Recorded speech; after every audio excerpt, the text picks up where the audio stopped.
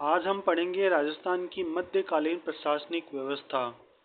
तो एक व्यवस्थित राज्य के लिए प्रशासनिक व्यवस्था का होना काफ़ी ज़रूरी है। तो इस के अंदर में हम पढ़ेंगे मध्यकाल में राजस्थान की प्रशासनिक व्यवस्था का मतलब है कि मुगल काल से लेकर के 1818 तक अंग्रेजों के साथ में जो राजस्थान के राजाओं की जो संधि हुई थी, वहां तक के जो टाइम पीरियड है उसके अंदर में मध्यकालीन प्रशासनिक व्यवस्था के अंतर्गत में आता है। तो हम उस टाइम पर राजस्थान में 22 छोटी बड़ी रियासतें थी और अजमेर जो था वो मुगल सूबा था। और इन सभी रियासतों का अपना अपना एक प्रशासनिक तंत्र था, जिनके अंदर में मतलब मौलिक रूप से जो समानताएं काफ़ी सारी पाई जाती है। तो राजस्थान की जो मध्यकालीन प्रशासनिक व्यवस्था के मूलतः 3 आधार थे। प्रथम, सामान्य और सैनिक प्रशासन। सामान्य और सैनिक प्रशासन। दूसरा था न्याय प्रशासन। तीसरा था भू राजस्व प्रशासन। तो संपूर्ण जो शासन तंत्र था वो राजा और सामंती व्यवस्था, सामंतों की जो व्यवस्था थी उस पर आधारित था। तो यहाँ पर जो राजस्थान की सामंत व्यवस्था थी वो रक्त संबंध और कुलीन भावना पर आधारित थी। तो सबसे पहले राजस्थान में कर्नल जेम्स टोड ने सामंती व्यवस्था को इंग्लैंड की फ्यूडल व्यवस्था के समान मानते हुए उल्लेख किया था।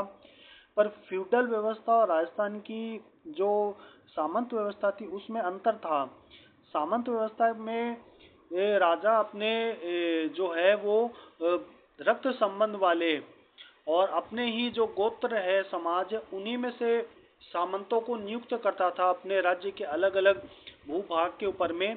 और सामंत जो थे वो उस भूभाग के मतलब वहाँ के मतलब वही स्वामी हुआ करते थे। और जो सामंत जो थे वो राजा से रक्त संबंध से ही जुड़े हुए होते थे। तो फ्यूडल व्यवस्था के अंदर में राजा जो था वो मालिक होता था और बाकी उसके सेवक होते थे।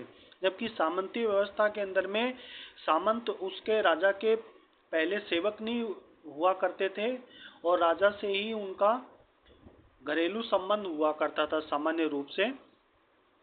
तो फ्यूडल व्यवस्था समझी थी सबसे पहले कर्नल जेम्स टोड ने, पर ऐसी व्यवस्था यहाँ पर राजस्थान में नहीं थी। तो यहाँ पर अपन देखेंगे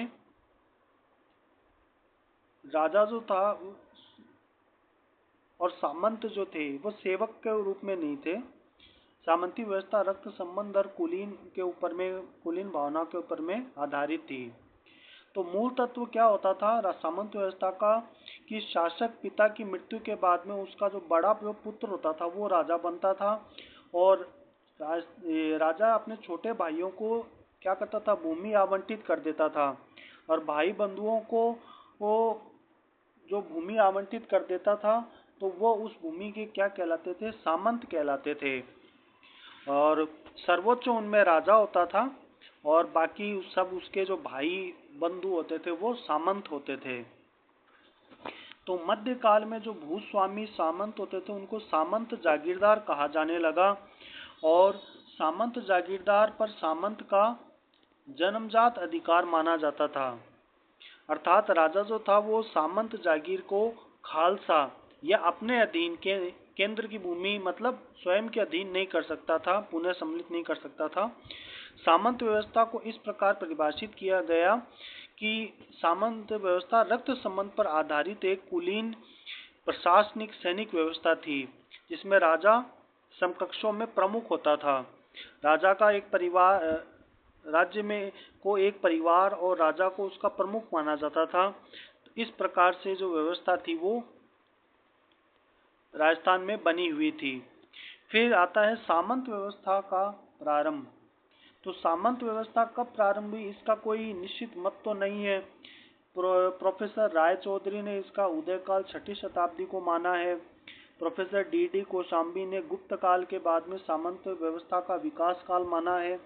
प्रोफेसर आर.एस. शर्मा ने 4ठी शताब्दी में सामंत व्यवस्था का प्रारंभ होने के तर्क दिए हैं, जो 11वीं और 12वीं शताब्दी के अंदर में अधिक विकसित हो गया था। रूसी इतिहासकार कोवालस्की ने इसे मुस्लिम आक्रमण के बाद की एक विकसित व्यवस्था माना है। पर जो अधिकांश जो भी इतिहासकार है वो सामंत व्यवस्था को गुप्त काल में प्रारंभ भी मानते हैं, लेकिन राजस्थान में इसका विकसित और स्पष्ट स्वरूप राजपूतों के शासनकाल के अंदर में ये प्रारंभ हो गया था।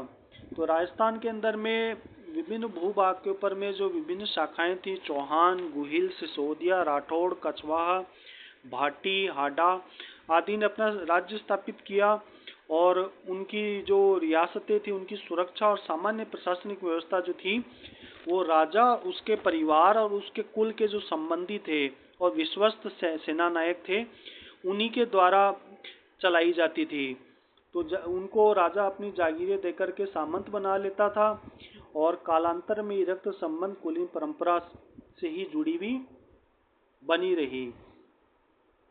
तो राजस्थान में एक परंपरा प्रचलित हो गई थी कि सामंत को राजा खालसा क्षेत्र जो राजा के द्वारा प्रशासित और नियंत्रित था उस सीमांत क्षेत्र की भूमि आवंटित की जाती थी, जिससे बाह्य आक्रमण के समय खालसा क्षेत्र की सुरक्षा का उत्तरदायित्व निभाया जाए। तो इस प्रकार से राजा जो था वो अपने भाई बंधु जो संबंधी थे उनको भूमि का आवंटन कर देता और उनको वहां का सामंत बना देता। तो राज्य के अंदर की जो प्रशासनिक व्यवस्था है वो संभालना सामंतों के ऊपर में भी उसका उत्तरदायित्व आ जाता था और बाह्य जो आक्रमण होते थे पड़ोसी राज्यों से तो उनसे सुरक्षा के अंदर में भी सामंत को वो राजा का सहयोग करना होता था। तो इस प्रकार से राजा के सहयोगी यह कुलीन भूस्वामी मध्यकाल में सामंत जागीर कहलाने लगे। जागीर जो है वो फारसी भाषा का एक शब्द है। प्रोफेसर इरफान हबीब ने जागीर शब्द को परिभाषित किया है। जागीर दो शब्द जय और गीर से मिलकर के बना है, जिसका शाब्दिक अर्थ होता है राज्य द्वारा प्रदत्त भूमि का वह भाग जिससे उस भू क्षेत्र से राजस्व वसूली करने का वैधानिक अधिकारी जो है वो सामंत होता था। तो जागीर जो है उसको इस प्रकार से परिभाषित किया गया, फारसी भाषा का शब्द था जागीर। सामंत व्यवस्था का स्वरूप। तो राजस्थान में सामंत व्यवस्था का स्वरूप क्या था कि कर्नल जेम्स टोड ने इंग्लैंड के फ्यूडल व्यवस्था के समान ही राजस्थान की सामंत व्यवस्था को समझाया था, पर राजस्थान की जो सामंत व्यवस्था थी वो उससे हट करके थी और राजस्थान में जो राजा थे उसके भाई बंधु ही क्या थे, सामंत थे। और राजा जो था वो और उसके सामंत जो थे उनको एक टेंट के समान स्तंभों पर आधारित व्यवस्था थी, जिसका मध्य जो टेंट के जैसे मध्य का जो स्तंभ होता था वो मुख्य जो स्तंभ होता था वो तो राजा होता था और बाकी सारे जो उसके आसपास के जो भी स्तंभ थे वो उसके भाई बंधु, उसके जो विश्वस्त जो थे उन लोगों के द्वारा उस व्यवस्था को बनाए रखा जाता था। इस प्रकार से थी। तो फ्यूडल व्यवस्था के अंदर में राजा सर्वोच्च होता था और बाकी उसके सेवक होते थे। मतलब क्रम वाइज पाया जाता था कि राजा सबसे ऊपर है, फिर उसके बाद में उसके मंत्री, फिर सेना नायक, फिर उनमें ऑर्डर होता था, जबकि राजस्थान में ऐसा नहीं होता था। फिर आ जाते हैं सामंत प्रशासन स्वरूप की विशेषताएं। तो इस व्यवस्था की विशेषताएं क्या थी, तो विशेषताएं देख लेते हैं। ये कुलीन व्यवस्था थी। राजा महत्वपूर्ण प्रशासनिक पदों पर सामंतों को नियुक्त करता था। बिना सामंतों के परामर्श के राजा कोई भी महत्वपूर्ण प्रशासनिक, सैनिक और नीतिगत निर्णय नहीं ले सकता था। राजा और सामंत के संबंध स्वामी और सेवक के नहीं होते थे और शासक जो थे वो सामंत को काका जी, भाई जी कहकर संबोधित करते थे और सामंत भी राजा को बाप जी संबोधित करते थे। सामंत का उत्थान और पतन राजा के साथ ही होता था। राजा जब तक टिका हुआ है, मतलब राजा जब तक राजा है तब तक सामंत उसके वही बने रहते थे। जैसे ही राजा चेंज होता था तो उसके सामंत है वो बदल जाते थे, बदल सकते थे। तो राजा पर ही सामंती जो व्यवस्था का उत्थान और पतन है वो पूरा का पूरा राजा के साथ ही होता था। कोई अगर बाह्य आक्रमण हो गया और किसी और राज्य ने राजा को पराजित कर दिया तो फिर उस पड़ोसी राज्य का उस राज्य के ऊपर अधिकार हो जाता था और राजा की बनाई हुई जो सामंती व्यवस्था थी वो बिखर जाती थी। तो इस दृष्टि से सामंत किसी अन्य राज्य से युद्ध और संधि का निर्णय नहीं ले सकता था, राय दे सकता था राजा को। राज्य की सुरक्षा के लिए सामंत को एक निश्चित सेना रखनी होती थी और यह कार्य कुलीन भावना के आधार पर ही की जाती थी। यह अपनी पैतृक संपत्ति की रक्षा करना अपना उत्तरदायित्व समझते थे। राजा के उत्तराधिकारी के निर्णय में भी सामंतों की निर्णायक भूमिका होती थी। कई बार शासक जो है वो अपने उत्तराधिकारी को नियुक्त कर देता था अपने बेटे को, पर सामंत उसको स्वीकार नहीं करते थे तो उसे राजा को अपने निर्णय को बदलना पड़ता था। ज्येष्ठ पुत्र को ही राजा बनाने की परंपरा थी, परंतु कई ऐसे उदाहरण भी मिलते हैं जहां पर सामंतों को ज्येष्ठ पुत्र की योग्यता और उसके लीडरशिप के ऊपर में संदेह होता तो वो छोटे बेटे को या छोटे जो पुत्र योग्य है उसको सिंहासन पर बैठा देते थे। सम्मान और कर्तव्य पर आधारित जो प्रशासनिक व्यवस्था थी वो राजा को सामंतों के विशेषाधिकारों का सम्मान करना होता था और सामंत के राज्य शासक के प्रति कर्तव्य भी निर्धारित होते थे। तो मध्यकाल में सामंत व्यवस्था में श्रेणी व्यवस्था भी प्रारंभ हो गई थी।